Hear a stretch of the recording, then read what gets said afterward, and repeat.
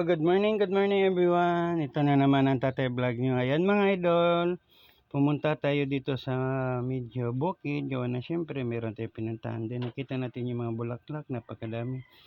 So ayan yung ating isang kapatid na badyaw.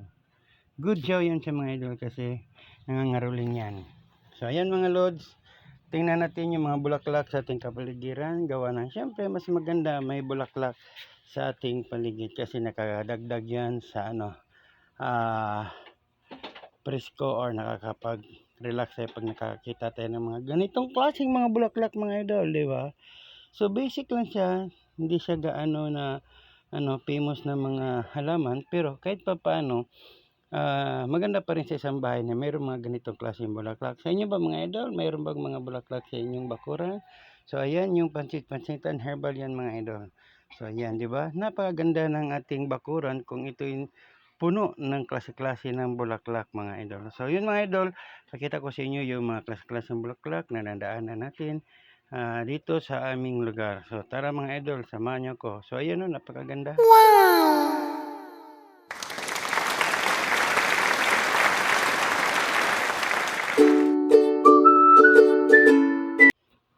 Ayan mga idol, kadaming bulaklak. So ayan yung ating isang kapatid na nangangaroling mga idol. So ayan. So ganyan talaga ang buhay mga idol. Diskarte lang sa buhay. Pag may diskarte ka talaga, magkakaroon ka ng money. So ayan mga idol, oh. Tumubo lang siya sa ugat ng parang isang puno ng So ayan, oh. 'Di ba? Napaka niya. Kahit saan siya tumutubo yung mga bulaklak. So ayan si kuya nangangaroling, no. So ito yung mga bulaklak mga idol, yung sinasabi ko. Ang ganda tingnan sa ating mga bakuran kung tayo may mga tanim na mga bulaklak. So yan mga idol, hindi na yan bulaklak. Coffee na yan, coffee na powder. Kung tawagin barako. Oh my God! Songlasi! Oh my God! What the?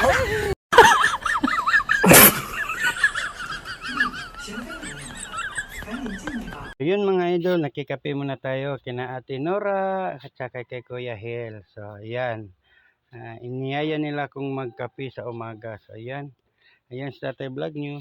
Nakiupo muna kasi pinainom tayo ng ganito tayo.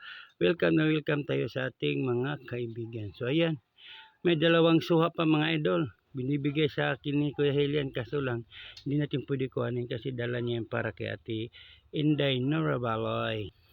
So kaping-kapi talaga si tatay, kaya nagkapi muna si tatay ng isang tabo lang mga idol, isang tabo. Oh my God! Songlasi! Oh my God! What?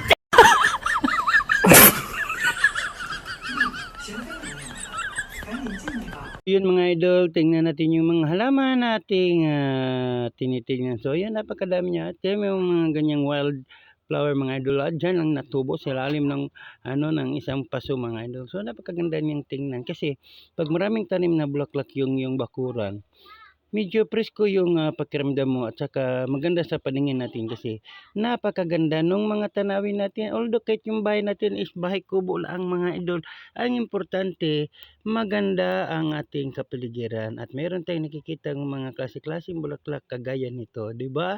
Napaka-rare niya mga idol, napakagandang tingnan. Lagay mo lang yan sa isang maliit na parang paso, ilagay mo sa center, meron ka ng dekorasyon sa ibabaw ng iyong lamisa. So ayan yung mga bulaklak, napakaganda.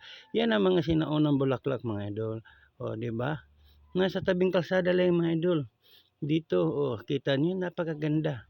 So ayan pa, yan isang damo lang yan mga idol, damo lang yan. Pero kung iyong titingnan, napakaganda.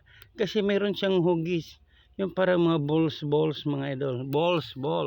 Oh my God! Songlasi! Oh my God! What? So ayan mga idol, yung mga bulaklak yun, hindi pa nagising kasi tulog pa sila, gawa ng syempre maga pa. So ayan, iba-ibang klaseng bulaklak mga idol yung ating nadadaanan. So ayan, mga gumamela, San Francisco. Diba napakaganda niya mga idol. Yan naman yung golden tree kung tawagin sa amin. Maganda yung gawin sa bakod. So ayan oh. Nasa tabing kalsada lang yung mga idol. Damo lang yan mga idol. Parang damo lang yan. So pero pag tumubo yan at nakita mo, talagang mamamangha ka, ma-amaze ka sa ganda ng mga kulay ng bulaklak. So ayan oh. Nasa tabi ng kalsada lang yan mga idol. O, di ba?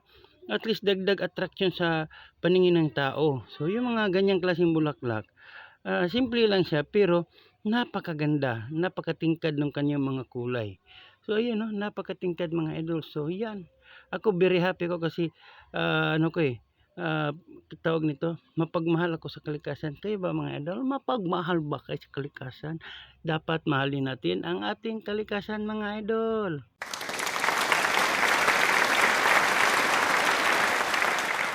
So yun mga idol, napakaganda ng gumamela mga idol. Yan ang gumamela na kulay puti. Na mayroon siyang combination na pula sa gitna at saka yung pinaka ano niya is yung kulay dilaw. So di ba napakaganda niya tingnan mga idol. Nasa tabi ng mga kalsada lang ito mga idol pero pag ito yung daanan, talagang ma-amaze at saka mamamangha ka sa ganda ng kulay niya. So di ba? Oh, napakaganda ng kulay ng mga bulaklak mga idol. Di ba? So yan, sa amin dito sa bukid, gamot din yan, yung sa mga may mga pigsa, dikdikin mo lang yan, yung hindi pa